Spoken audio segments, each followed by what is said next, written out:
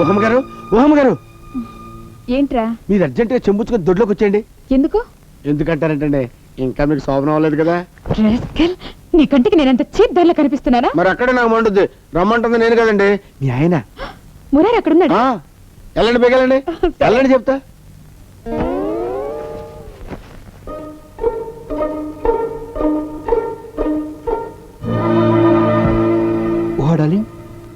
ఓడాలి లే లే. అబ్బా ఏంటండి ఈ టైంలో? ముసుగు తీయాలి, ఆలస్యం చేస్తే ఓపై కూడా వచ్చేస్తాడు. అబ్బా నాకు సిగ్గండి, ఆ లైట్ తీయండి. ఏది ఒక్కసారి ముద్దు పెట్టు. నేను పెట్టను, మీరే పెట్టుకోండి.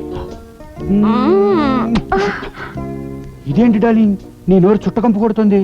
ఏయ్ చుట్ట కంపెనీ నన్ను ఇన్సల్ట్ చేయకు, అది బీడీ స్మెల్ తెలుసా? ఏంటి నువ్వు బీడీలు కలుస్తావా? ఏ బీడీలు కాల్చేవాళ్ళంటే నీకు ఇష్టం ఉండదా? అయితే వెళ్ళిపో. నాకు బీడీలు కాల్చే ఆడవాళ్ళంటే చాలా ఇష్టం. ఏది ఒక్కసారి తిరుగు, నీ గుండెల మీద తలవాల్చుకోవాలనిపిస్తుంది. బాగా వాల్చుకో. చిలిపి, నేను అడిగింది వీపు మీద కాదు, గుండెల మీద. అది గుండె, వీపు కాదు. గుండె అయితే మరి డార్లింగ్, ఇప్పుడేగా లైట్ తీసేయమన్నావు, మళ్ళీ ఎందుకే?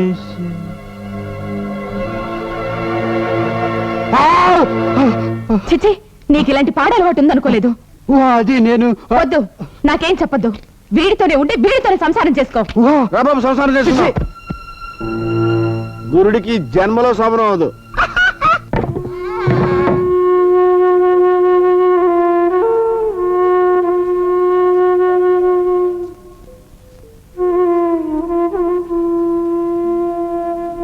రండి మావయ్య.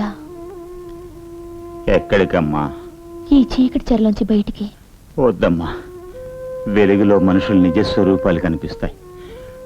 వాటిని చూసి భరించే శక్తి నాకు లేదు. 9 నెలల అమ్మ కడుపులో ఉన్న పసికందు కూడా బయటపడగానే వెలుగుని భరించలేక కెవ్వుమంటుంది.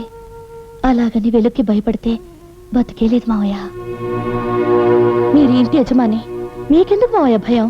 యజమాని, ఆ మాట అందరితో పాటు నేను మర్చిపోయానమ్మా. అది గుర్తు చేయడానికి మిమ్మల్ని రమ్మంటున్నది. నడవండి. నడవటానికి నా కాళ్ళల్లో శక్తి చాలు తల్లి. నడిపించడానికి నేనున్నాను.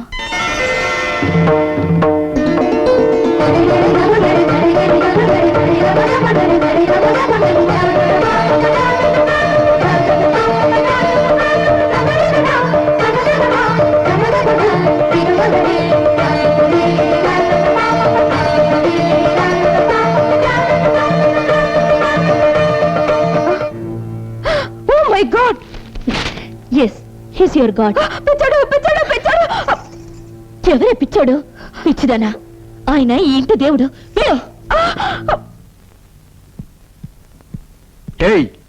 హద్దు మీరి ప్రవర్తిస్తున్నావు.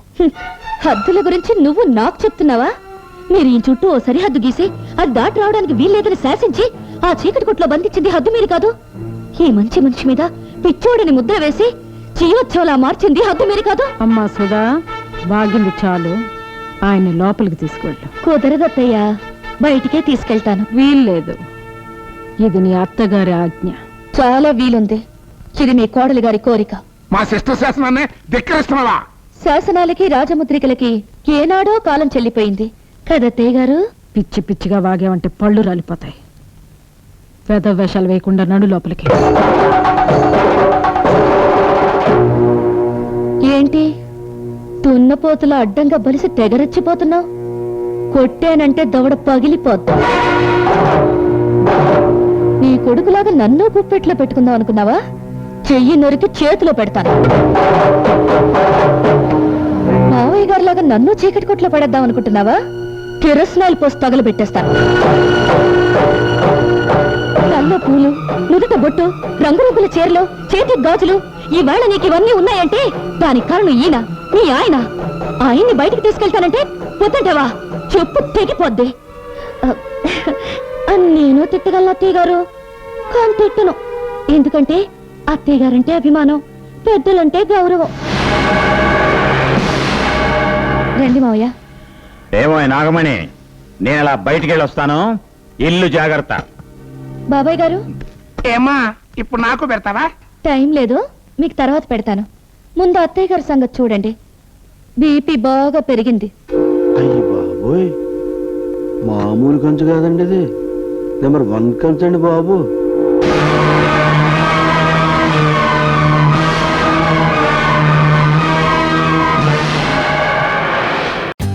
For more updates, like, comment, subscribe to our channel.